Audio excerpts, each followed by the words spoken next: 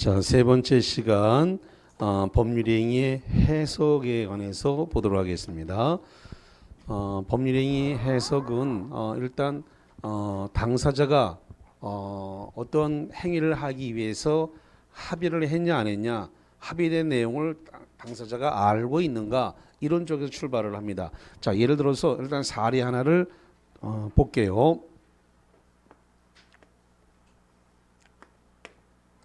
여기가 190일, 여기가 192필지가 있다라고 했을 때 이 192필지에 대해서 매도인과 매수인이 합의를 했어요.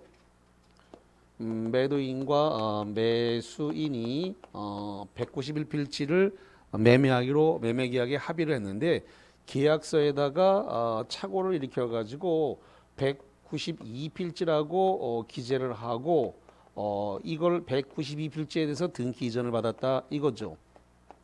이렇게 됐을 때 법률행위 해석에 관한 문제가 필요하다는 겁니다. 매도인과 매수인이 합의를 한 부분에 대해서는 지금 191필지가 합의가 됐는데 기재를 잘못해서 192필지로 기재하고 등기를 넘겨받았다 이거죠. 자, 이렇게 됐을 때 하는 해석을 일단 자연적 해석이라 그래요. 그러면 매도인과 매수인 당사자의 의사를 알 수 있나요? 의사를 알 수 있나요? 의사를 알 수 있을 때 하는 해석이 뭐라고요? 자연적 해석이에요. 의사를 알 수 있을 때. 자, 그래서 의사를 알 수 있을 때 하는 해석을 자연적 해석이라 부른다 이거죠. 자연적 해석을 1차 해석이라 그래요. 그래서 이거를 제일 우선적으로 먼저 해석을 하는데, 자연적 해석은 표의자, 이 표의자의 입장에서 해석을 한다라는 겁니다. 그럼 표의자 입장에서 무엇을 해석할 거냐 그랬더니 이 내심의 효과 의사, 내심의 효과 의사를 갖다가 해석을 한다라는 겁니다. 그 다음에 세 번째로서 자연적 해석은 상대방 없는 단독행위에 주로 적용을 하게 됩니다. 상대방 없는 단독행위, 여기에서 주로 적용을 하게 됩니다. 그 다음에 아까 저기서 보신 것처럼 표시를 잘못했다 하더라도 해가 없어요. 그래서 이걸 갖다가 오표시 무해의 원칙이다 이렇게 얘기를 합니다. 오표시 무해의 원칙이 적용된다. 왜 오표시 무해냐라고 했을 때 합의된 대로 191필지가 계약이 성립되고 기재를 잘못한 192필지는 등기를 말소하면 되기 때문에 해가 있다 없다? 없다. 합의된 대로 계약이 이루어진 데다 이런 겁니다. 그래서 합의된 대로 계약이 이루어졌으니까 표시를 잘못했다 하더라도 해가 없다는 겁니다. 자, 그 다음에 다섯 번째, 그래서 자연적 해석에서는 착오를 이유로 계약을 갖다가 취소할 수 있느냐 했더니 취소할 수 없다는 겁니다. 이게 시험 문제가 많이 나옵니다. 착오를 이유로 계약을 취소하지 못한다. 무슨 해석일 때? 자연적 해석일 때. 자, 그러면 당사자의 의사가 불분명해서 알 수가 없다는 겁니다. 당사자의 의사가 불분명할 때 하는 해석은 규범적 해석이라 그러고 이 2차 해석입니다. 규범적 해석이고 이걸 우리가 2차 해석이라 그래요. 이것은 상대방의 입장에서 해석을 하겠다라는 겁니다. 상대방의 입장에서 해석을 하는 거다라는 거죠. 기본적 해석은 당사자의 의사가 불분명할 때 하는 해석으로서 표시상에 나타난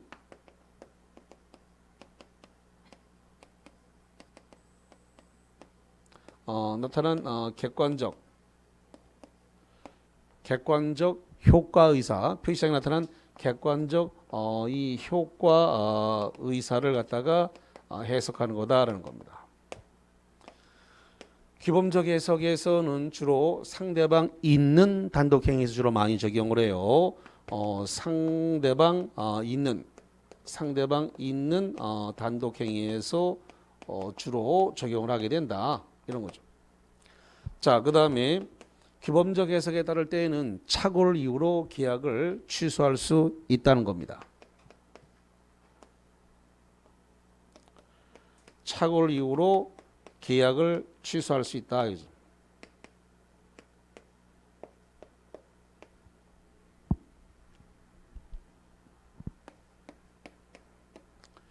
자, 그 다음에 보충적 해석이라고 하는 건데요.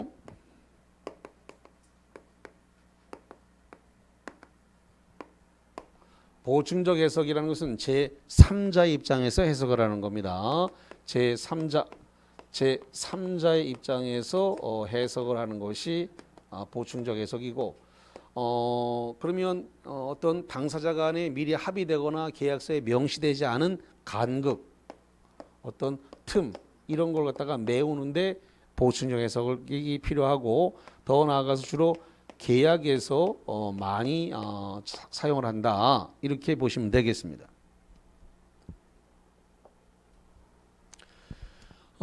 지금 우리가 법률행위를 해석한다라고 하는 것은 뭐라는 거냐? 이 법률행위의 해석은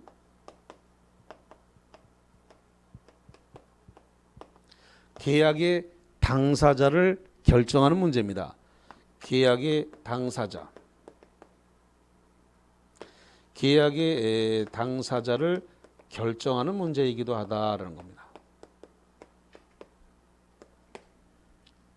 조금 있다가 문제가 나올 거니까 그때 설명을 드리도록 하고요.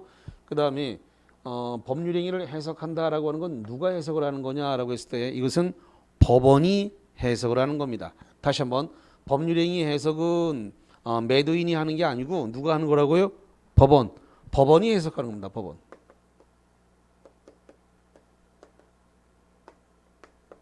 법원이 해석하고, 법원이 해석할 때 기준, 법원이 해석을 할 때 기준의 역할을 하는 게 뭐냐 했더니 목사가 임신했다. 목사 임신이라 그럽니다. 목사 임신.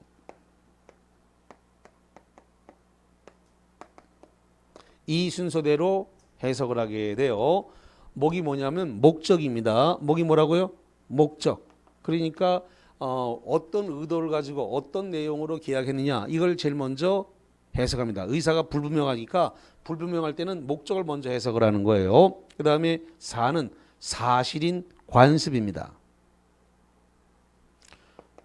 사실인 관습. 이 관습을 갖다가 먼저 그 다음에 목적을 가지고 해석이 안 되면 그 다음에 사실인 관습을 해석하고, 관습 가지고도 해석이 안 되면 임의 법규입니다. 임의 법규 가지고 해석을 하고, 그 다음에 그거 가지고 해석이 안 되면 신의 성실인데, 이 신의 성실을 줄여서 신의 측이라 그래요. 신의 측. 그래서 이러한 해석들은 당사자의 의사가 불분명했을 때입니다. 당사자의 의사가 불분명해요. 불분명할 때 하는 의사가 목사 임신입니다. 이 순서대로 가면 돼요. 당사자가 의사가 명확하면 무슨 해석을 하도록 되어 있어요? 자연적 해석이에요. 당사자의 의사가 명확하면 목사 임신으로 안 가요. 그 의사대로 따르는 겁니다. 의사가 분명한데 무슨 해석을 할 게 뭐 있습니다. 당사자 의사대로 가는 거예요. 자연적 해석을 하는 겁니다. 예.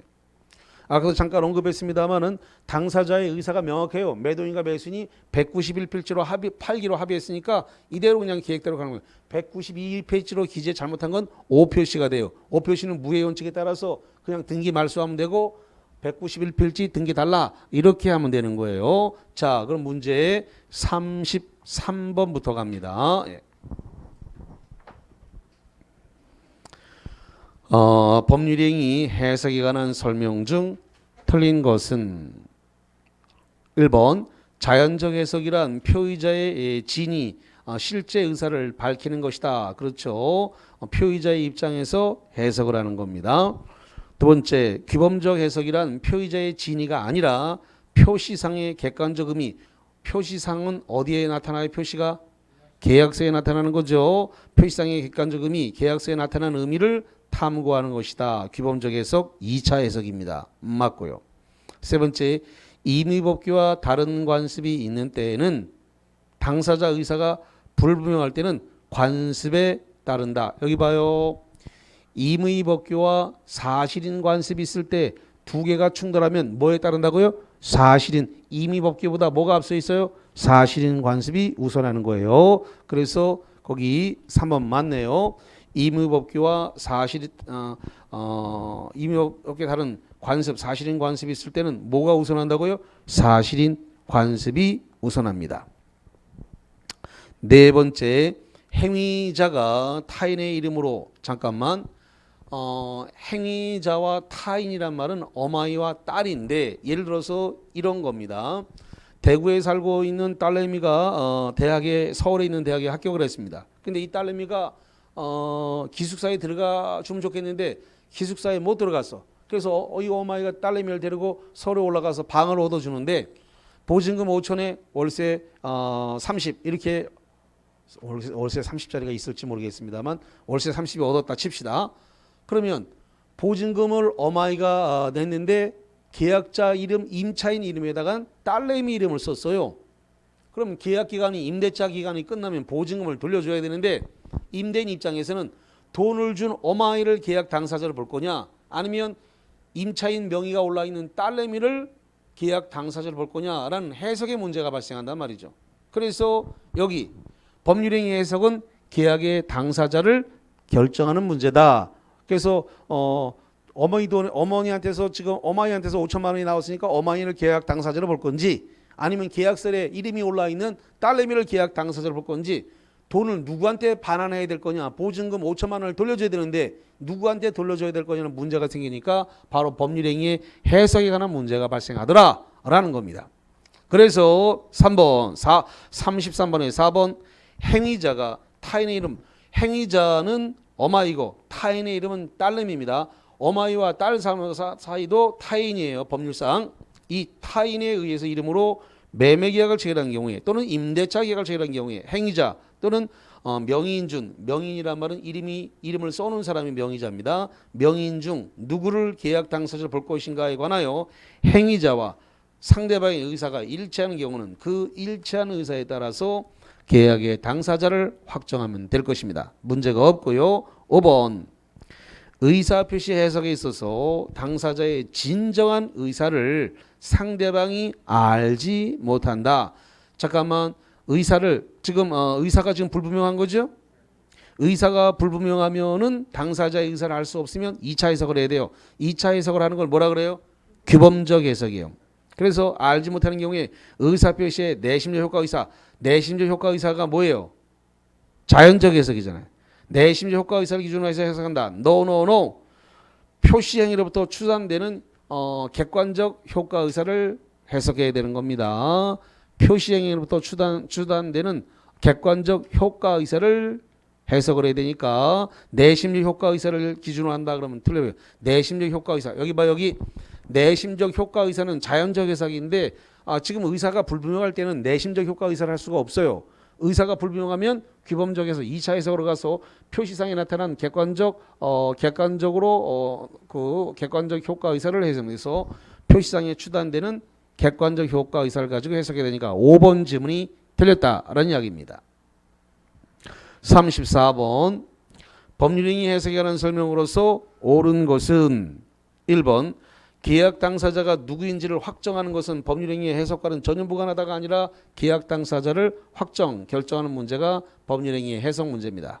1번 지문 틀렸고 2번 당사자로부터 진정한 의사를 알 수 없다. 알 수가 없어요. 알 수가 없으면 규범적 해석으로 해야지. 알 수 없을 때는 의사표시는 내심의 효과 의사가 아닌 슬러시 자르고 아닌 표시행위로부터 추단되는 효과 의사에 기초해서 해석하는 것이 원칙이다. 맞네요. 표시행위로부터 추단되는 효과 의사는 계약서에 있습니다. 그렇기 때문에 2번이 맞고 이 2번을 뭐라 부른다? 규범적 해석이라 부른다라는 겁니다. 2번이 정답입니다. 3번 약관의 의미가 불분명하면 작성자에게 유리하는 게 아니라 고객에게 유리하게 해석해야 합니다. 고객 유리. 4번 사회 질서에 관계없는 규정 슬러시 자릅니다. 사회 질서에 관계없는 규정을 뭐라 부른다? 임의법규, 임의규정이라 그래요. 선풍기, 선량한 풍속, 기타 사회 질서와 관계가 있는 것은 강행규정이라고 하고 선량한 풍속 사회적 관계가 없는 것은 뭐라 한다고요? 관계 없는 건 뭐라 한다고요? 임의규정입니다. 그러면 임의법규와 다른 관습이 있는 경우에 여기 봅니다. 임의법규와 다른 관습이 있을 때는 뭐가 우선한다고요?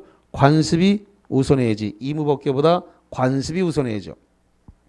그래서 관습이 있는 경우에 당사자의 의사가 분명하다고 줬네요. 그 뒤에 뭐라고 줬다고요? 의사가 분명하다. 의사가 분명할 때는 분명한 의사에 따라 자연적 해석을 해야 되겠죠. 의사가 분명할 때는 당사자 의사보다 사실인 관습에 따른다? 아닙니다. 의사가 분명할 때는 그 의사에 따라 자연적 해석을 해야 됩니다. 그래서 4번 틀렸네요. 5번 어떠한 의무를 부담한다는 문서에 최대한 협조하기로 한다라고 하는 기재는 도의상의 의무가 아니라 법적인 의무다. 반대로 써놨네요. 법적인 의무가 아니라 도의상의 의무인데 이것은 현대자동차 노조 파업에서 나온 판례입니다. 자, 이 판례를 소개하면 이렇습니다.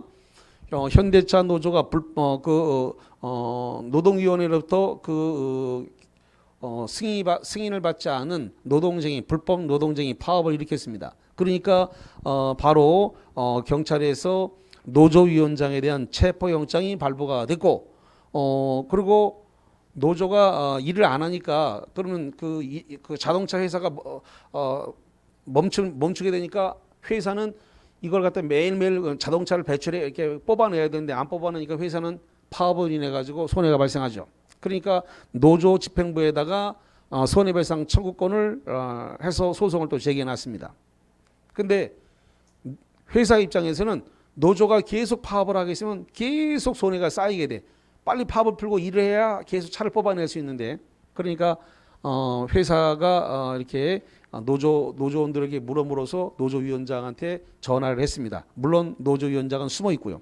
그래서 경찰에 알리지 않고 모처에서 만나서 파업을 풀기로 하는 협상을 했습니다. 그랬더니 노조위원장이 하는 말이 우리한테 제기한 손해배상 청구권 다 취소하고 우리한테 나와 있는 체포영장 다 없던 것으로 만들어달라. 이렇게 요구를 했습니다. 근데 회사 대표가 말하기를 손해배상 청구권은 회사의 문제니까 즉시 취소해서 처리시킬 수 있지만 체포영장은 공권력에 관한 문제니까 우리가 이 체포영장은 취하되도록 최선의 노력을 다하겠다. 그렇지만 이거는 어디까지나 공권력 문제니까 우리가 결정 못한다. 다만 최대한 노력하겠다. 그래서 합의문에다가 최대한 노력하겠다는 걸 문구를 집어넣습니다. 그래서 파업을 풀고 이렇게 다시 노조원들이 복귀를 해서 자동차 생산을 하는데 체포영장이 취소가 되지 않았어요. 그러니까 얼마 뒤에 또 일을 하다가 체포영장이 취소되지 않았다는 이유로 또 재차 파업을 했어. 그래갖고 있는데 이제 전화 추적 장치에 의해 가지고 노조위원장이 숨어 있는 위치를 덮쳐갖고 노조위원장을 잡았습니다. 그래서 이제 재판을 했는데 아니 회사가 최대한 협조하기로 해놓고서는 왜 체포영장을 갖다 취소 안 해주냐라고 했을 때 대법원이 나온 판례가 그거는 공권력에 관한 문제니까 그건 체포영장이 취소되도록 최대한 노력하겠다, 협조하겠다라고 하는 건 법적 의무가 아니라 도의상 책무를 다하겠다는 것이지 법적 의무를 다하겠다는 의미는 아니었다. 이렇게 해석을 한 거예요. 그래서 근데 거꾸로 써놨어. 도의상 의무가 아니라 법적인 의무다. 아닙니다. 법적인 의무가 아니라 도의상 책임을 다하겠다는 것이지 법적 의무를 다하겠다는 건 아니다. 그래서 5번 질문은 반대로 써놨기 때문에 틀렸다. 아마 이제 이러한 판례가 올라오게 되면 두 번 다시는 안 틀릴 겁니다. 충분히 이 판례 설명 드렸으니까. 자, 이제 37번 37번 보겠습니다.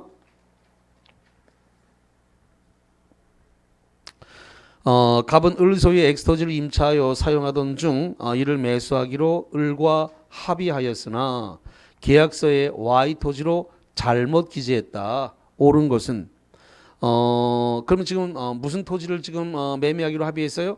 엑스토지. 그런데 Y 토지로 잘못 기재했다.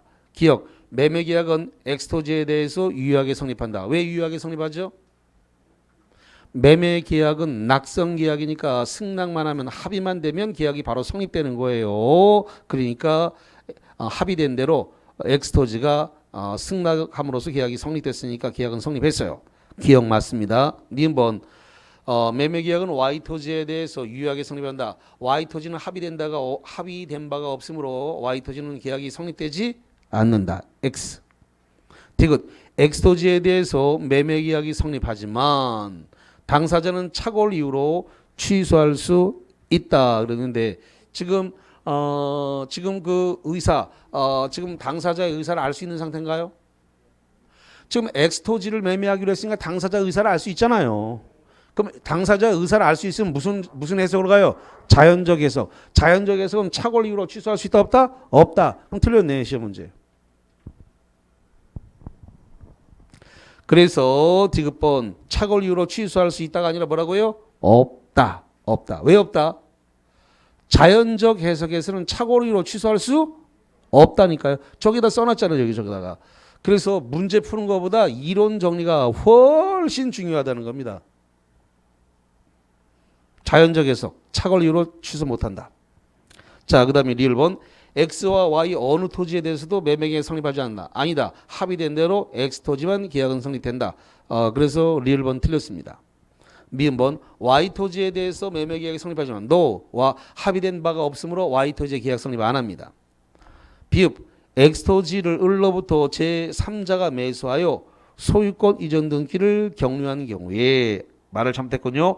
Y 토지를 을로부터 제3자가 매수하여 소유권 이전 등기를 격려한 경우에 3자가 선이라도 유효하게 소유권 취득할 수 없다. 맞네요. Y 토지는 합의한 바가 없는데 등기가 넘어갔다 하더라도 그 등기를 터잡아서 소유권 이전 등기를 했다 하더라도 소유권을 취득할 수 있다 없다? 없다. 왜? Y 토지는 무효의 등기이기 때문에 무효의 등기에 터잡아서 다시 소유권 이전 등기했다 하더라도 소유권을 취득할 수 없다라는 겁니다. 옳은 걸 고르려 했으니까 기역과 비읍 두 개가 되겠습니다. 그러면 3번이 되겠네요.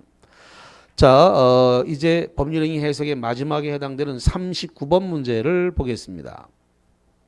갑은 자신의 점포를 3,200만 원에 팔기로 의혹하였지만 을에게 실수로 매매 대금을 2,300만 원으로 표시하여 이 가격으로 계약이 체결했다. 그럼 청약을 2,300만 원으로 했다는 소린가요? 2,300만 원으로 표시했으니까 청약을 2,300만 원 했다는 소리잖아요. 그리고 그대로 그 가격이 계약이 체결되었다. 그럼 청약서대로 기재된 대로 계약이 이루어졌다라고 하는 겁니다. 그러면 무슨 해석을 한 거예요? 규범적 해석을 했지. 표시상에 나타난 대로 계약을 했잖아요. 다시 지금 표시를 갖다가 얼마로 표시했어요? 2,300만 원. 내 마음속에 얼마 있어요? 3,200만 원. 근데 내 마음속에 있는 대로 했다 그러면 자연적 해석으로 내심적 효과 의사로 가야 자연적 해석인데 3,200만 원 내 마음속에 있어요. 3,200만 원이 내 마음속에 있는 건 무슨 효과예요? 내심적 효과 의사니까 자연적 해석인데 2,300만 원으로 계약이 이루어졌죠. 그러면 청약서대로 갔네. 청약서대로 갔으니까 표시상에 나타난 객관적 의사로 갔으니까 무슨 해석을 해야 돼요? 규범적 해석을 해야지. 표시 상태대로 그냥 계약이 이루어졌으니까. 리갈 마인드, 법적 사고가 있냐 없냐를 물어보는 거예요. 리갈 마인드, 법 해석 능력이 있냐 없냐를 문제가 측정을 했단 말이죠. 법을 해석할 능력이 되는가. 자, 그래서 2,300만 원으로 표시했으니까 그러면 내심의 효과 의사가 아니라 표시상에 나타난 의사대로 그대로 계약이 이루어졌으니까 규범적 해석이 이루어진 것입니다. 이 사안에 관한 설명으로서 옳은 것은 1번 위 매매 계약은 갑의 지인이 아닌 의사표시로 일단은 유효하지만 잠깐만 내 지인은 3,200만 원인데 2,300만 원으로 표시가 됐어요. 그러면 비지인은 표시된 대로 효력이 발생하죠? 유효하죠. 그래서 비지인은 일단 유효하지만 슬러시 잘라요. 갑이 악의 또는 과실을 입증하여 무효로 할 수가 있다 그러는데 이거는 규범적 해석이기 때문에 여기를 봐요. 규범적 해석은 착오를 이유로 계약을 뭐한다? 취소할 수 있다로 가는 겁니다. 무효가 아니고 착오를 주장해서 계약을 뭐한다고요? 취소할 수 있다로 가야 되는 거예요. 그래서 1번 질문 틀렸습니다. 자, 그다음에 2번입니다. 잠깐만, 왜 1번이 틀렸다고요? 규범적 해석을 하기 때문에 틀렸다고요. 규범적 해석을 하게 되면 착오를 이유로 계약을 뭐 한다고요? 취소할 수 있다. 그렇기 때문에 거기 상할수 무효로 갔단 말이죠. 뭐로 갔다고요? 상할수 무효. 그래서 갑이 을은 상대방이고 악이 또는 과실. 그러면 상할수가 된다면 악이라는 건 알았거나잖아요. 맞아요? 알았거나 과실은 뭐예요? 알 수 있었다. 그럼 상할수 뭐가 돼요? 무효. 그 상할수 무효로 갔으니까 틀렸단 말이에요. 상할수 무효로 가면 안 되고 착오를 이유로 뭐 한다고요? 취소할 수 있다. 왜? 규범적 해석을 한 거니까. 일단 그게 문제가 규범적 해석을 했다는 사실을 모르는 순간 이 문제는 못 푸는 거예요. 이미 문제 날아갔어요. 문제가 주어졌는데 그게 규범적 해석이라는 걸 모르는 순간 이미 이 문제는 풀 수 없는 문제예요. 왜냐? 내심의 효과의사로 한다. 내심의 효과의사는 3,200만인데 그 3,200만 원이 자연적 해석이에요. 근데 표시된 대로 계약을 했다. 표시되는 건 청약을 했을 거고 그 청약은 2,300만 원으로 된 것이고 그 표시된 대로 2,300만 원이 계정했다. 표시된 대로라고 하는 순간 규범적 해석이 이루어져 버린 거예요. 그러니까 여기서 법률적 판단이 필요해요, 여러분들한테. 지금은 안 될지 모르겠지만 10월 달쯤 가면 되겠죠. 안 되면 1, 2월 달 동영상 돌려보셔야 됩니다. 예. 지금부터 돌려봐도 하나도 안 늦습니다. 나를 뭘로 알고 1, 2월 달 동영상을 보라 그래? 그럴지 모르지만 전혀 늦지 않습니다. 1, 2월 달 동영상 돌려보는 게 재수생이 와가지고 다시 듣는 거라 뭐다 달라. 재수생이 와가지고 다시 듣는 거라. 그리고 재수하는 것보다 낫잖아요. 재수생이 지금 와서 다시 듣는데 그거 뭐야 1월 달 듣는 게 훨씬 더 빠르지. 무시해서가 아닙니다. 문제로 문제 못 잡아요. 이론으로 문제 잡아야지. 자, 그래서 2번, 1번 그래서 무효를 주장할 수 있다가 아니라 착오를 주장을 해서 계약을 취소할 수 있다. 이렇게 가야 돼요. 그 다음 2번. 갑과 을은 모두 통정허위 표시에 따른 무효를 주장할 수가 있다라고 했는데요. 이거는 통정허위 표시에 따라서 지금 잠깐만 누가 통정은 누가 짜고 해야 되잖아요. 짜고 누가 짰어요, 안 짰어요? 안 짰잖아요. 짠 사람이 없어요. 그럼 자기 혼자서 지금 이걸 갖다가 잘못을 그러니까 내 마음속은 3,200인데 청약서에 잘못 보내 청약을 잘못해서 2,300이 돼서 그대로 좀 계약이 이루어진 것이기 때문에 자기 혼자의 착오가 일어났을 뿐입니다. 그렇기 때문에 이건 통정 짜고 공모 합의한 사람은 없습니다. 그래서 통정허위 표시에 해당하지 않습니다. 3번 갑은 오표시 무효의 원칙을 주장하여서 잠깐만 오표시 무효의 원칙을 주장했다는 건 자연적 해석인가요? 오표시 무효 원칙을 주장하여 3,200만 원을 매매대금으로 하는 매매계약의 성립을 주장할 수가 있다라고 해야 되는데 그건 내 마음속에 있는 거잖아요. 내 마음속에 있는 게 지금 바깥으로 표시가 되지 않았기 때문에 지금 외부에 나타나 있는 객관적 지금 표시상에 나타난 표시상에 추단되는 객관적 효과 의사를 가지고 해석을 한 거니까 오표시 무효의 원칙을 주장을 해가지고 매매계약의 성립을 주장할 수는 없습니다. 자, 그 다음에 네 번째 2,300만 원에 성립한 계약에 대하여 갑은 착오를 주장하여 취소할 수 있지만 슬러시 짜리입니다. 여기까지 맞나요? 예, 규범적 해석은 착오를 주장을 해가지고 취소를 주장할 수 있습니다. 을이 갑의 중대한 과실을 증명하면 취소할 수 없다. 맞네요.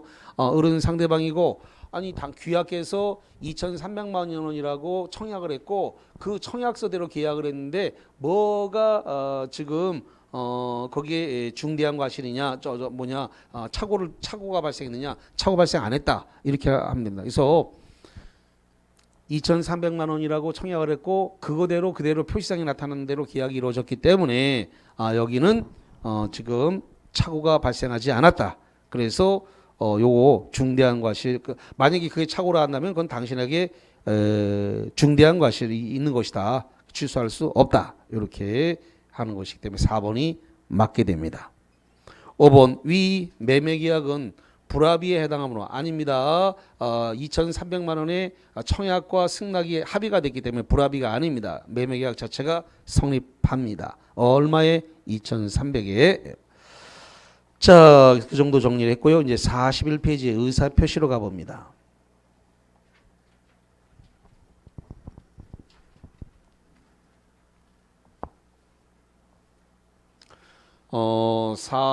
거기 지금 41페이지 나와 있는 게 비진이가 올라왔어요. 비진이가.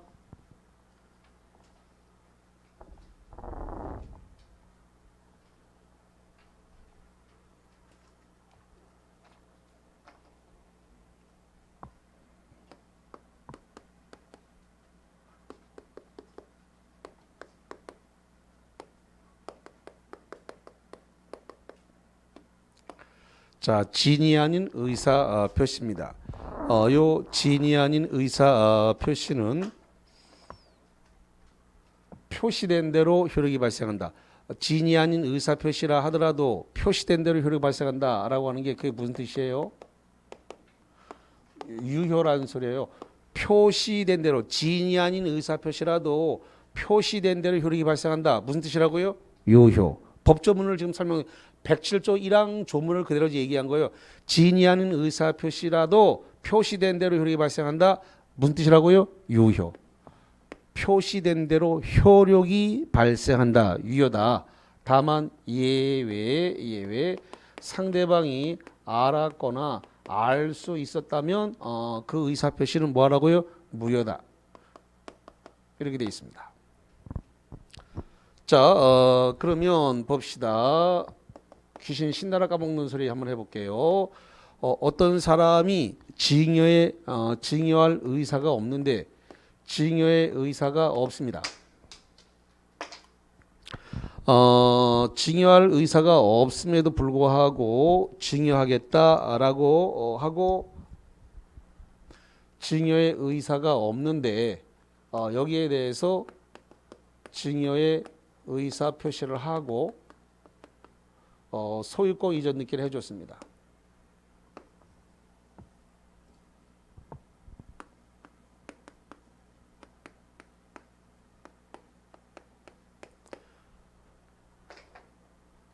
경상도 말로 이야기해서 무슨 소리고 발음이 액센트가 이상한가?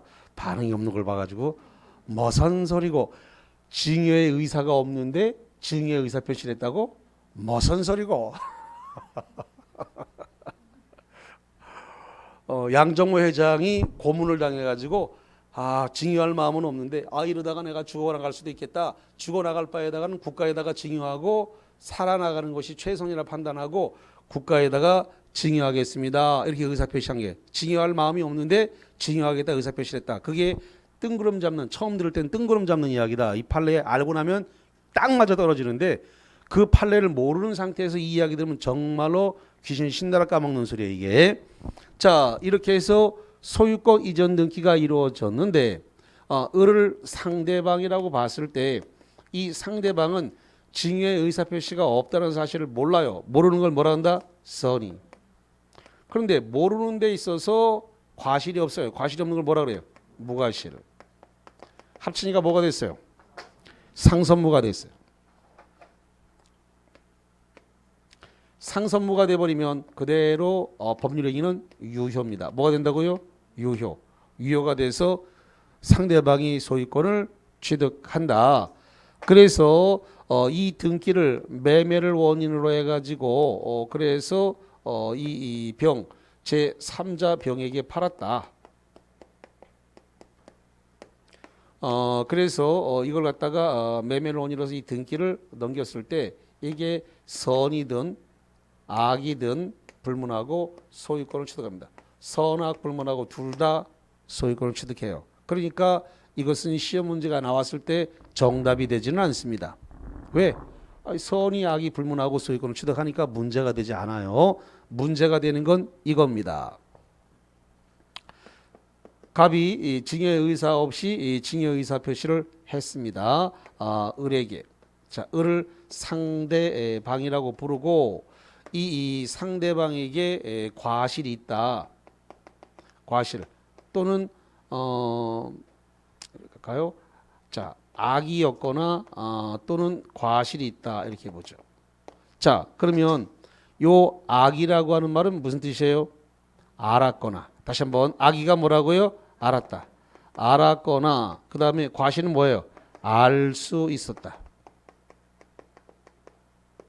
시험 문제가 악이라고 주는 경우도 있고 또는 알았거나로 주는 경우도 있어요. 또는 과실이라고 주는 경우도 있고 알 수 있었다고 줄 수도 있기 때문에 양쪽 다 알아야 돼요. 시험 문제는. 예.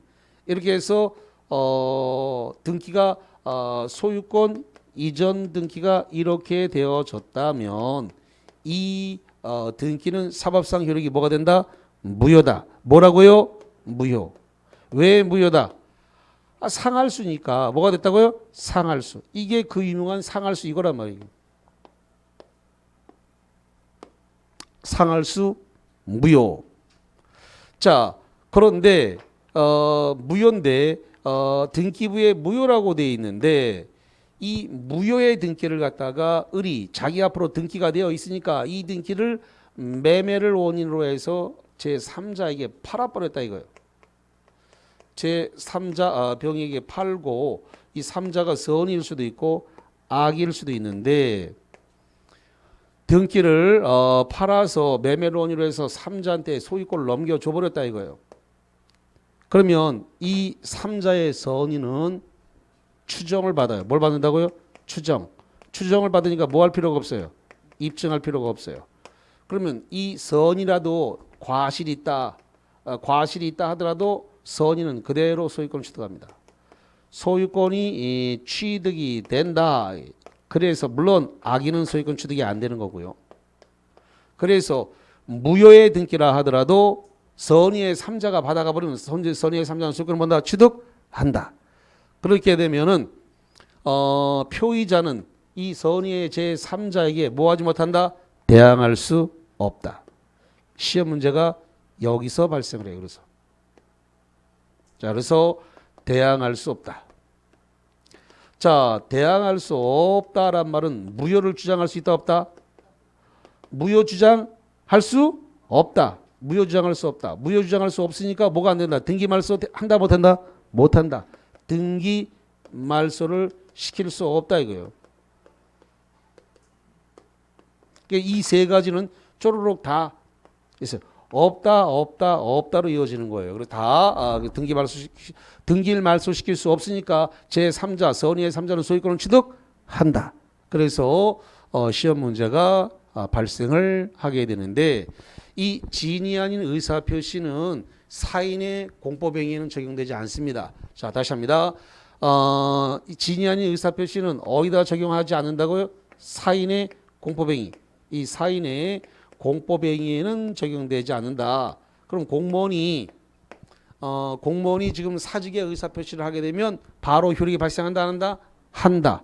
바로 왜? 비진이가 적용되지 않기 때문에 막바로 사직의 의사표시는 효력이 발생한다. 이런 거예요. 사인의 공법행위에 적용되지 않는다.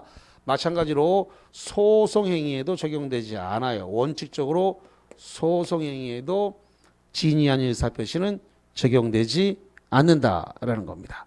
여기서 말하는 진위, 여기서 말하는 진위는 표의자의 생각을 진이라고 하지 표의자가 진정으로 마음속에 바라는 바를 뜻하는 것이다? 아니다. 아니다. 자, 그럼 문제 41페이지 01번부터 봅니다. 비진이 표시에 관한 설명으로서 틀린 것은 1번 진이란 표의자가 진정으로 마음속에서 바라는 사항을 뜻하는 것이다. 뜻하는 것이다? 아니다. 아니다. 진정으로 마음속에 바라는 바를 뜻하는 게 아니라 표의자의 뭐다? 생각이 진이다. X. 니은번 징여를 하는 자가 재산을 강제로 뺏기는 것이라 생각하더라도 슬러시 자르고 누구 판례요? 양정모 회장의 판례입니다. 뺏긴다 할지라도 당시 상황에서 고문을 받는 상황에서 국가에 징여하겠다는 것이 최선이라고 생각했다면 지인이 아닌 의사표시는 성립되지 않는다. 성립되지 않으니까 뭐예요? 진이다. 진이니까 국가에 징여하겠다는 말은 뭐가 된다? 유효다. 맞다. 디귿번. 진이 아닌 의사표시는 유효가 원칙이나 슬러시 자리입니다. 유효가 원칙 맞습니까? 여기 진이 아닌 의사표시는 뭐가 원칙이라고요? 유효가 원칙 맞아요. 유효가 원칙. 유효가 원칙이나 진이 아님을 상대방이 상동그라미 알았거나 알동그라미 알 수 있다 수동그라미 그렇다면 취소할 수 있다. 맞지 틀려요? 왜 틀려? 여기 상할 수 뭐가 된다? 무효. 취소가 아니라 무효. 그게 틀린 거예요. 상할 수 무효. 취소가 아니라 무효. 그래서 디귿번 X. 리을. 비진이 표시는 공법행위에도 적용되므로 공법행위에 적용한다 안 한다? 안 한다. 공법행위에 적용되지 않는다. 공무원이 사직하려는 의사 없이 사직서를 제출한 것임을 상대방이 알 수 있었다면 사직서의 제출은 무효가 아니라 공무원의 공법행위는 적용되지 않으니까 비진은 적용되지 않으므로 사직서 제출하면 그대로 뭐가 된다고요? 유효. 리을번 틀렸고 미음은 표의자의 진이 아닌 의사표시에 대하여 슬러시 자르고 상대방이 선이며 상대방의 상 선이며 선 과실 없는 이 뭐예요? 무과실을 합치면 뭐가 된다? 상선무. 여기 봐요. 상선무가 되면 뭐가 된다? 유효. 상선무 유효. 그래서 비진이 표시는 뭐가 되다? 유효다. 미음번 맞네. 상선무 유효. B번 비진이 의사 표시는 상대방 있는 단독행위도 적용되고 상대방 없는 단독행위도 적용. 양쪽 다 적용되니까 이상이 없습니다. 자 넘겨서 03번 봅니다. 진이 아닌 03번 진이 아닌 의사표시가 하는 설명으로 틀린 것을 고르라. 기억. 진이 아닌 의사표시는 표시행위에 상응하는 내심의 효과 의사가 없다. 맞네요. 자 이게 이렇게 됩니다.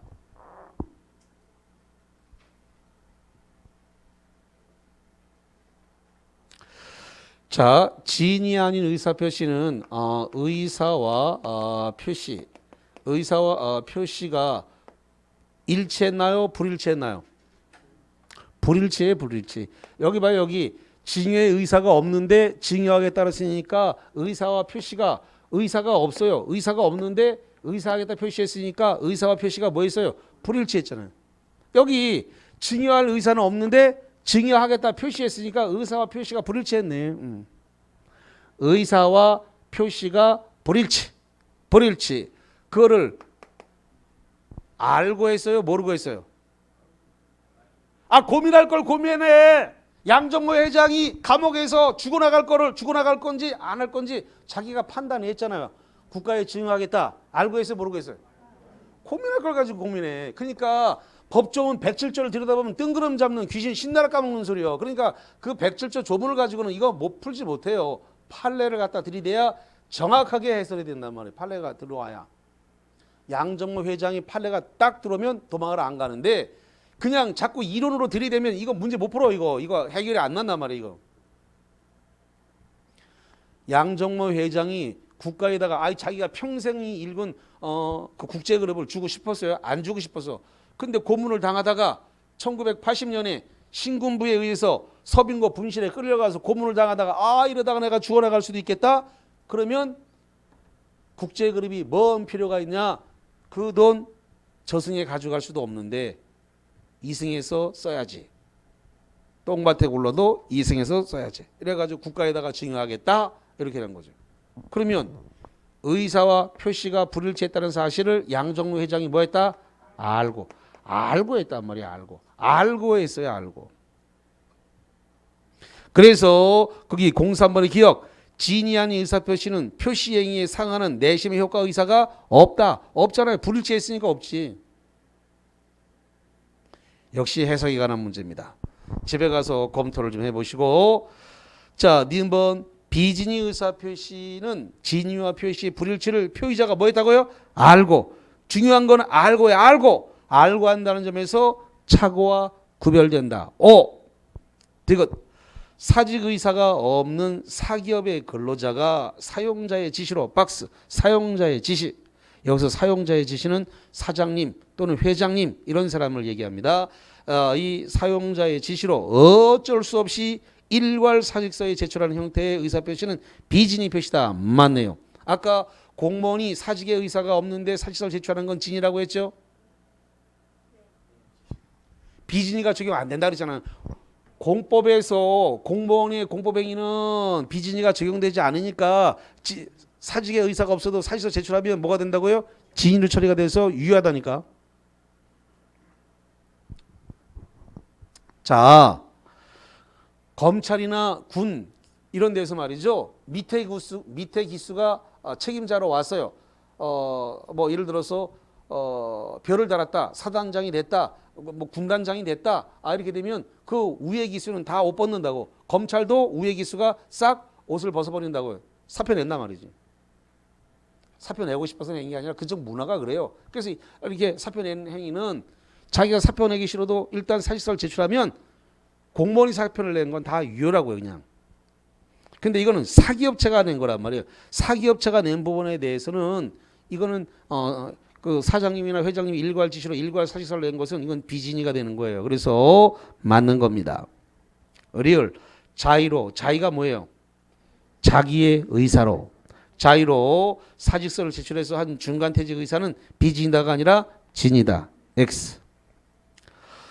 미음번 갑의 의사표시가 진이 아니면 을이 알 수 있었다. 을은 상대방이고 상대방이 알 수 있었다.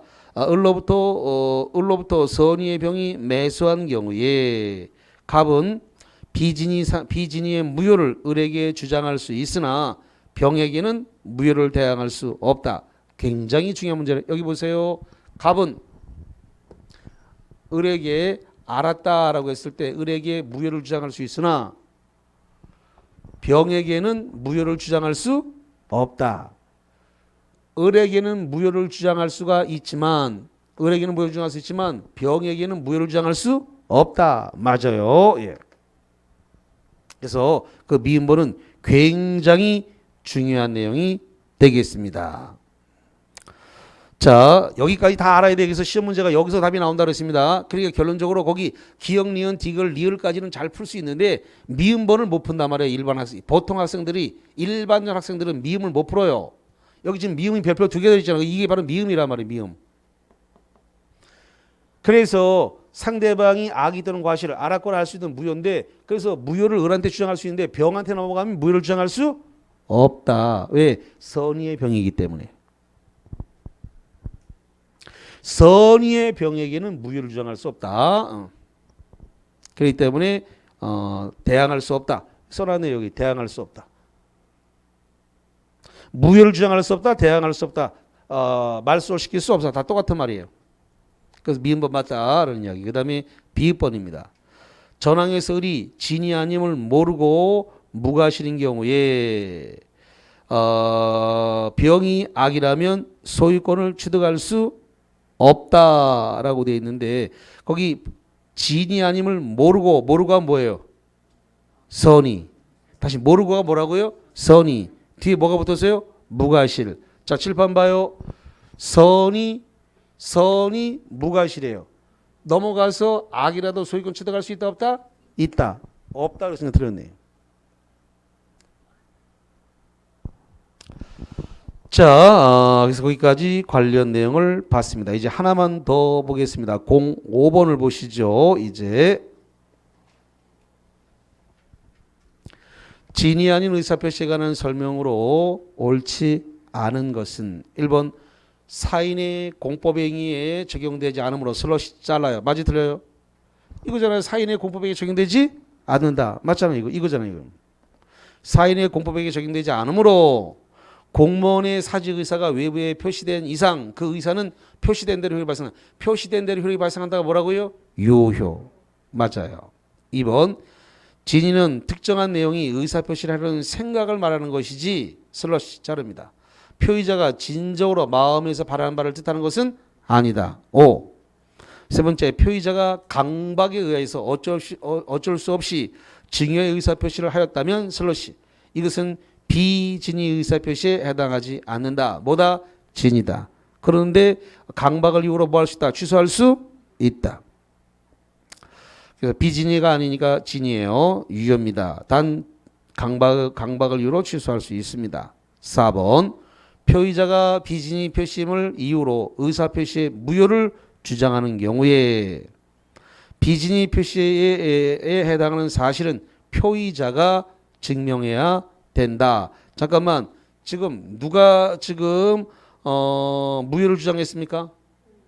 표의자가. 4번을 시작할 때 표의자가 무효를 주장했다고 되어 있죠. 그럼 무효나 취소는 주장자가 입증하는 겁니다. 다시 입증 책임 누가 입증하라고요? 무효, 취소, 주장자가 입증하는 거니까 표의자가 무효를 주장했으니까 표의자가 입증해야 돼요. 맞습니다. 5번 표의자가 비진의 표시임을 이유로 의사표시에 무효를 주장하는 경우에 상대방이 자신의 선의 무과실을 입증해야 된다. 여기 봐요. 지금 선의 무과실에 대해서는 입증할 필요가 없습니다. 선의는 추정받으니까 입증할 필요가 있다 없다? 없다. 입증하지 않습니다. 선의는 뭐 받는다고요? 추정. 추정받는다는 말이 나오면 입증할 필요가 있다 없다? 없다. 입증할 필요가 없는데 입증하라고 했으니까 틀렸네요. 자, 그래서 4번 무효를 주장하는 경우에 상대방이 자신의 선의 무장을 한다. 거기 써놨습니다만 계속 말씀드리는 무효를 주장하는 자가 있으니까 누가 입증해야 돼요? 무효 주장자가 입증해야 될 거 아닙니까? 무효나 취소는 주장자가 입증을 한다니까. 자, 이제 07번은 오늘 마지막에 해당되는 통정 허위 표시로 넘어 들어가겠습니다. 오늘 오전반이 거기까지 진행이 되어졌습니다.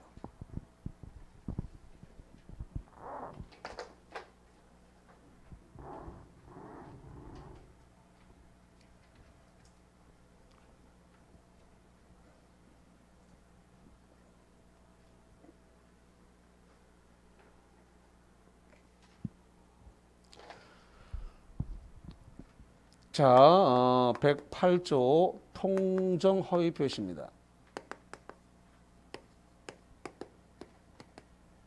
통정 허위 표시는 결론부터 내드리고 시작하겠습니다. 법률상 효력은 무효다라고 하는 거. 무효는 무효인데 이 무효는 무슨 무효라고 아까 그랬어요? 상대적 무효다.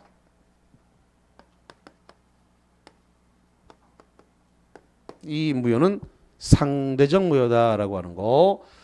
자, 그러면 봅시다. A라고 하는 채권자가 이렇게 있습니다. 그래서 A의 채권자가 있으니까 갑이 이 채무자가 되겠네요. 채무자가 빚을 잘 갚으면 되는데 못 갚는데 채무자 앞으로 부동산이 되어 있더라 이거죠. 채권자가 하는 말이 어이 부동산이 있는데 대출 받아서라도 갚아야지 왜 안 갚아? 이 부동산에 대해서 강제집행 절차에 채권자가 돌입을 했습니다. 강제집행 절차에 돌입하니까 강제집행은 경매를 집어넣겠다 이 뜻이에요. 강제집행 절차에 돌입하니까 채무자 갑이 화들짝 놀라서 자기 지인 을과 짜고서 또는 합의하에 또는 양해하에 또는 공모해서 재산을 빼돌립니다. 자기 앞으로 되어 있는 소유권 이전 등기를 합의, 양해, 공모하에 이렇게 소유권 이전 등기를 했다 이거죠.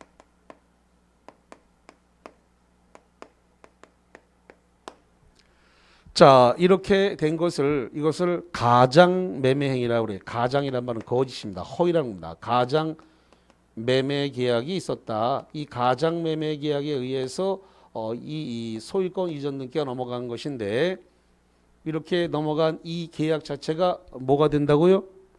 가장 매매 계약이 뭐가 된다고요? 무효다. 무효에 의해서 넘어간 등기도 뭐가 된다? 무효다라는 겁니다. 자, 이렇게 됐을 때 갑과 을 사이에서는 당사자 사이에서는 언제나 무효입니다. 이 통정의 표시가 언제나 무효다. 두 번째로서 지금 이행을 하기 전이다. 이행 전이면 이행할 필요가 있어요 없어요? 없어요.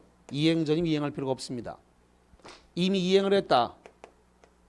이미 이행하는 후라면 그러면 뭐 할 수 있다?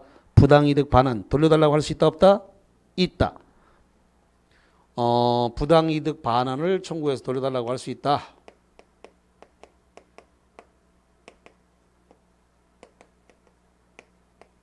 왜 부당이득 반환이 되느냐?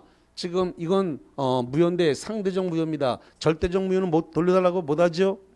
근데 이건 상대적 무효이기 때문에 부당이득 반환 청구로 해서 돌려달라고 할 수가 있다.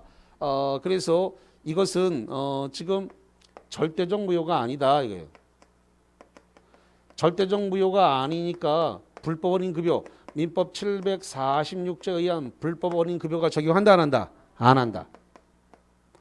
불법 원인 급여에 해당하지 않기 때문에 돌려달라고 할 수 있다. 이런 소리예요. 반환 청구가 된다. 이런 말이네.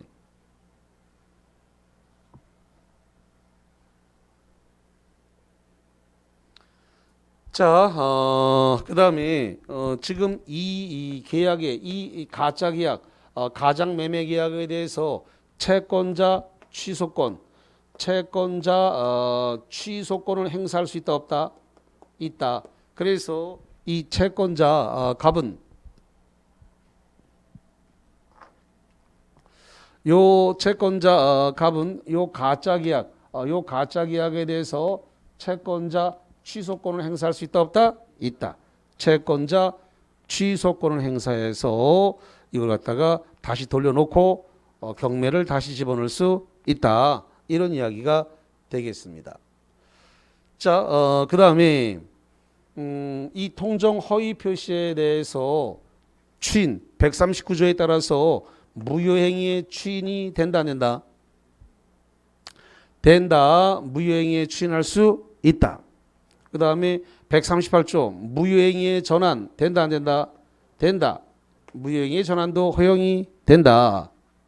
왜? 상대적 무효이기 때문에 다 가능합니다. 자, 그 다음에 아직 저 채권자가 채권자 취소권을 행사하지 않아서 등기가 을한테 그대로 있습니다. 을이 지하 앞으로 돼 있는 등기를 기화로 해가지고 이거를 매매로 팔아먹어 버렸습니다. 팔아먹고 제3자 병 앞으로 해가지고 넘겨서 이게 선일 수도 있고 악일 수도 있는데 매매를 원인으로 해서 그래서 3자 앞으로 등기를 넘겨줘 버렸습니다. 이렇게. 그러면 선의의 3자는 소유권을 취득한다 못한다? 한다. 소유권을 그대로 취득한다라는 겁니다.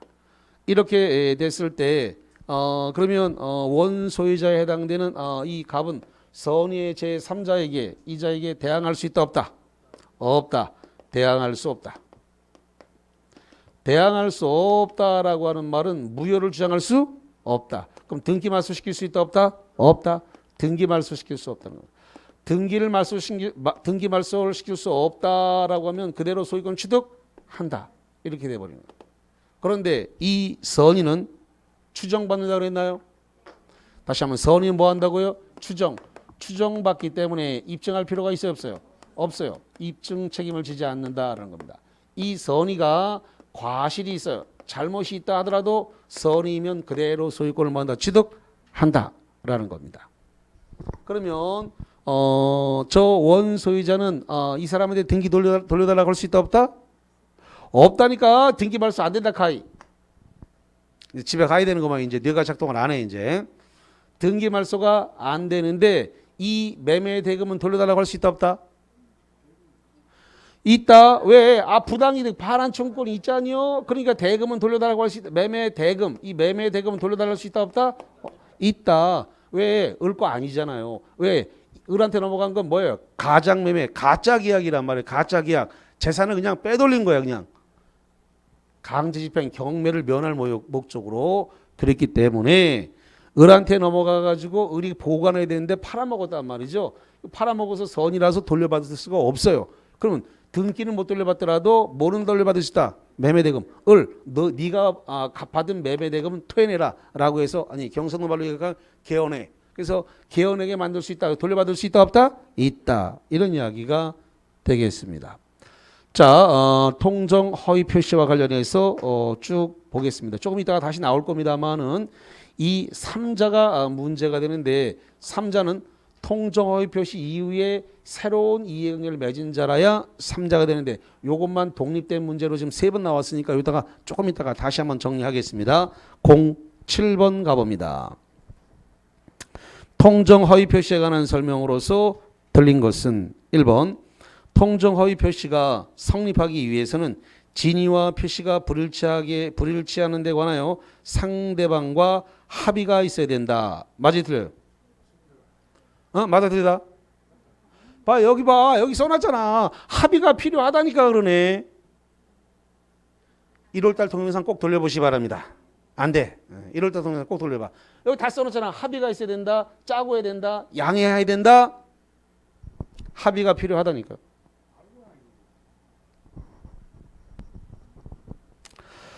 자, 여기서 합의가 있어야 되는 건 맞습니다. 예. 자, 두 번째 갑니다. 통정 허위 표시로서 무효인 법률행위는 채권자 취소권의 대상이 될 수 있다. 있어요, 없어요? 여기 써놨네. 채권자 취소권의 대상이 된다라고. 자, 그 다음에 세 번째. 당사자가 통정하여 증여를 매매로 가져가는 경우에 증여와 매매 모두 무효다 그러면 틀립니다. 증여는 유효하고 매매만 무효인데 이 3번을 뭐라 본다? 은닉행위라 그래요. 뭐라 한다고요? 은닉행위. 제가 조금 이따가 다시 정리할 겁니다만은 거기 49페이지에 14번 보세요.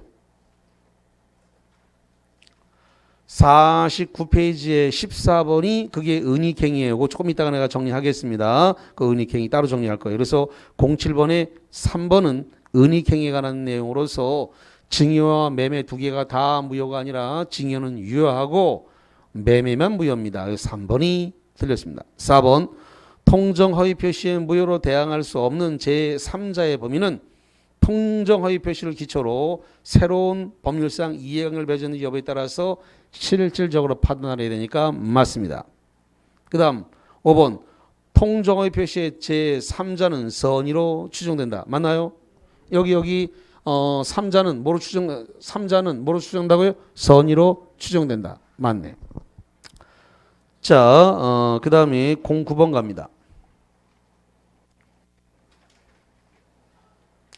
갑소유 아파트에 대해서 채권자 A의 강제 집행을 면탄할 목적으로 을과 통정하여 을 명의로 소유권 이전기를 하였다. 그 후 을은 이러한 사정을 모르는 병, 박스입니다. 모르는 병이 뭐예요? 선의의 병이죠. 모르는 병이 그 아파트에 매도하여 병 명의로 이전 등기를 격려했다. 여기서 병은 소유권 취득했다 못했다? 자, 여기 봐요. 선의의 병한테 넘어왔으니까 소유권 취득했다 못했다? 했다잖아요. 했다. 문제 읽으면서 바로 판단해야 돼요. 그래서 선의의 병이야. 그럼 병은 그 아파트 소유권 취득했네. 문제 읽으면서 바로 판단을 해야 시간 절약이 된단 말이죠. 1번 갑은 허위 표시의 무효를 선의나 과실이 있는 병에게 주장할 수 있다 그러는데 없습니다. 여기 봐요. 여기 7번 봅니다. 선의인데 뭐 한다고요? 과실이 있어요. 선의인데 과실 있는 자에게 주장할 수 있어요? 없잖아요. 주장할 수 있다 없다? 없다. 없다는데 있다로 돼 있잖아요. 지금 문제가. 집에 가서 연구하시고. 자, 2번 병이 스스로, 그러니까 이 체계를 세우는데 시간이 많이 걸린단 말이에요. 문제 푸는 건 금방 얼마 안 걸려요. 문제 푸는 거는 기초 이론이 섰나 안 섰나가 중요한 것이지, 문제는 계속 수십 개 만들어낼 수 있어요. 이 문제 풀어봐야 소용없습니다. 이론 정리가 안 된 상태에서는 문제 풀어봐야 또 하나 바꾸고 또 하나 바꾸면 계속 바꿀 수 있어. 다 칠판에 써줬는데도 문제 풀면 안 보인다고, 이런 거 다. 자, 09번에 2번 병이 스스로 선의를 입증할 책임이 있다. 있어요 없어요? 여기 선의 입증할 책임 없다. 다 돼 있다고 다. 3번 만약 병이 을의 상속인이고 허위 표시임을 모르는 경우라면 갑은 허위 표시의 무효를 선의 병에게 주장할 수 없다 그러는데, 여기서 제3자로서 보호되는 3자라가 되기 위해서는 갑과 을 본인과 상대방 당사자가 아니어야 되고 그 다음에 포괄 승계인이 아니어야 됩니다. 포괄 승계인이 누구예요? 상속인을 얘기하는 겁니다. 상속인. 그러면 갑과 을 본인이 아니어야 되고 상속인이 아니어야 되고 그리고 이해관계를 맺은 자라야 보호되는 삼자입니다. 근데 지금 상속인이니까 보호된다 안 된다? 보호되지 않는다. 그러니까 선의 병에게 주장할 수 없다가 아니라 있다. 그래서 무효를 주장할 수 있습니다. 등기 말소해라 라고 주장할 수 있다. 네 번째, 갑은 을에게 원인 무효 이유로 부당이득 반환을 청구할 수 있다. 여기서는 뭐 한다고요? 부당이득 반환 청구할 수 있다. 누구한테? 을한테. 토해내 라고 할 수 있다. 맞네. 4번이 답입니다. 5번, 갑과 을 사이의 허위 표시의 앞선, 여기 중요한 건 앞선입니다. 앞선 갑소유의 아파트가 가등기 이 권리자는 의사 표시에 의해서 3자로 볼 수 있다. 여기 봅니다. 요 부동산에 가등기가 되어 있다는 겁니다. 등기되어 있으니까 보호가 될 것 같은데 문제는 통정 허위 표시보다 뭐하다고 되어 있어요? 앞서 있다. 앞서 있으면 보호되지 않아요. 통정 허위 표시 이 계약 이후에 이해관계를 맺어야 됩니다. 보호되는 3자가 되기 위해서는 이 계약 이후에 이해관계를 맺어야만 보호되는 3자입니다. 근데 이 계약 이전에 이해관계를 맺은 자는 보호되는 3자다 아니다? 아니다. 통정 허위 표시 이전에 이해관계를 맺은 자는 보호되는 3자에 해당되지 않는다. 이후 통정 허위 표시 이후에 새로운 이해관계를 맺어야만이 보호되는 3자입니다. 그래서 앞선 갑과 을 사이의 허위 표시의 앞선이 포인트예요. 앞선 갑소유의 가등기 권리자는 허위 표시의 제3자를 볼 수 있다가 아니라 없다. 자, 그 다음에 이제 어디로 보냐면 14번 봅니다. 14번. 이 14번을 은익행위라 불러요. 다시 한번 14번을 뭐라 본다고요? 은익행위.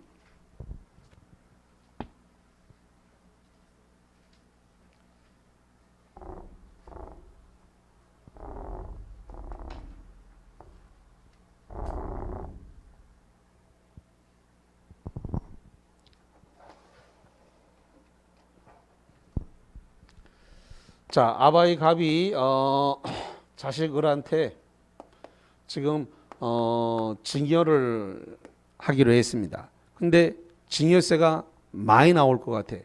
그래서 증여를 해야 되겠는데 증여세가 너무 많이 나올 것 같아 해서 그래서 증여세를 줄여볼 목적으로 지금 갑과 을 사이가 매매한 것으로 계약을 썼습니다.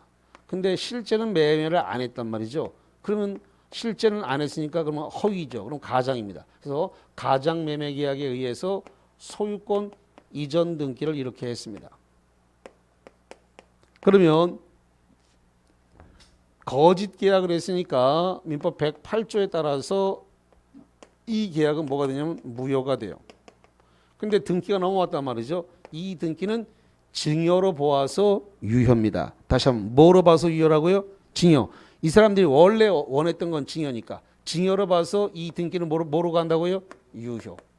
그래서 을은 완벽한 권리를 취득한 상태입니다. 이러한 상태에서 을이 지 앞으로 등기가 돼 있으니까 이거를 기와로 매매를 해서 병한테 팔았습니다.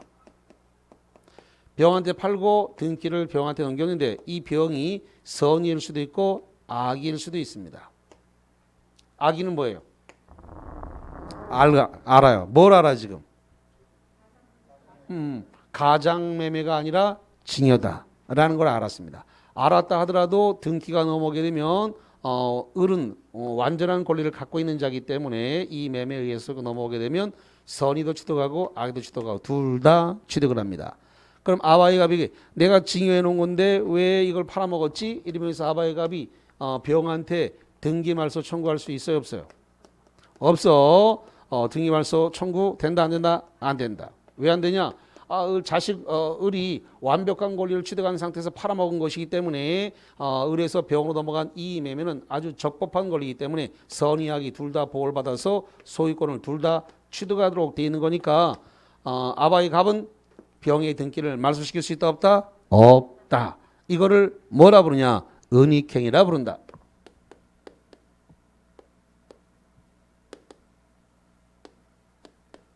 은익행이 결론이 뭐냐? 증여는 유효하고, 다시 한번 증여는 뭐라고요? 유효. 매매만 뭐가 된다고요? 무효. 아까 요게 시험 문제 한 줄로 딱 올라왔던 거예요.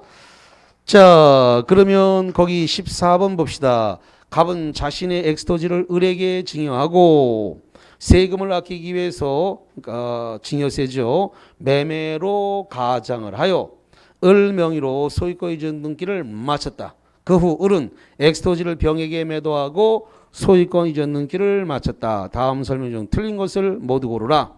기억, 갑과 을 사이의 매매 계약은 무효다. 맞고. 니은번, 갑과 을 사이의 증여 계약은 무효다. 증여는 무효가 아니라 뭐예요? 유효. 니은번 틀렸네.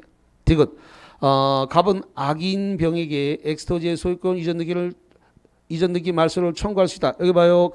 아바의 갑은 병에게 등기 말소 청구할 수 있다 없다? 없다. 리을, 병이 갑과 을 사이에 증여 계약이 체결되는 사실을 알지 못하는데 과실이 있는 경우에 병은 유효하게 소유권 취득할 수 없다. 그러면 과실이 있다 하더라도 선악 가릴 것 없이 다 소유권 취득한다. 그래서 결론 X. 틀린 거 니은 디귿 리얼 4번이 되어졌습니다. 자, 이제 오늘 마지막 문제 16번입니다.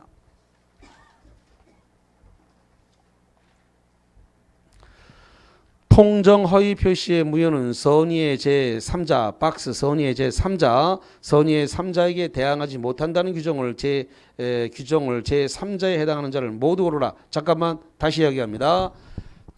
보호되는 3자라고 하는 것은 통정 허위 표시 이후에 이해관계를 맺어서 새로운 법률 관계를 통해서 권리를 취득한 자를 보호되는 3자라 그러고, 보호되지 않는 3자는 당사자, 그래서 채무자라든가 채권자 본인과 상속인은 보호되는 3자가 아니다 그랬습니다.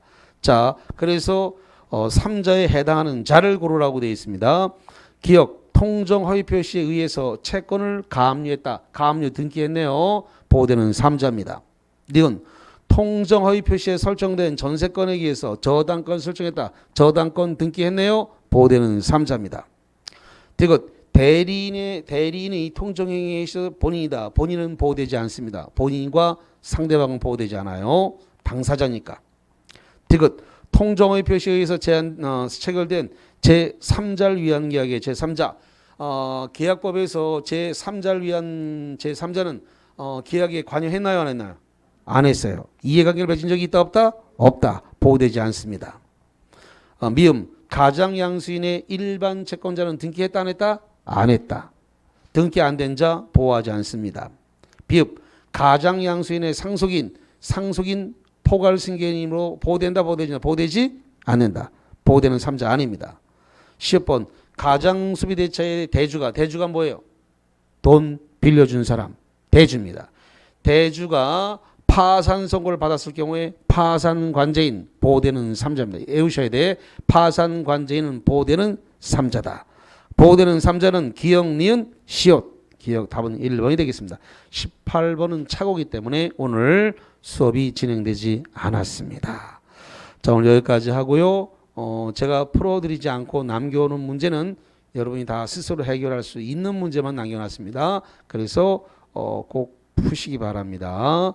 자, 오늘 여기까지 하고요. 그 다음에 다음 주부터는 쪽지 시험 하나가 나갈 겁니다. 그래서 조금 미리 오셔가지고 문제를 좀 푸시고 제가 마지막 시간에 해설을 해드리는데 범위는 점 범위로 나갈 겁니다. 그래서 앞뒤 A4 한 장으로서 점 범위에서 모의고사가 약식으로 진행이 될 겁니다. A4 한 장입니다. A4 한 장. 자, 뭐 걷어서 과락이 나오면 때린다거나 성적을 공개한다거나 이렇게는 안 할 거니까 겁먹지 말고 다 와서 약식으로 모의고사를 보시기 바랍니다. 여기까지입니다. 수고하셨습니다.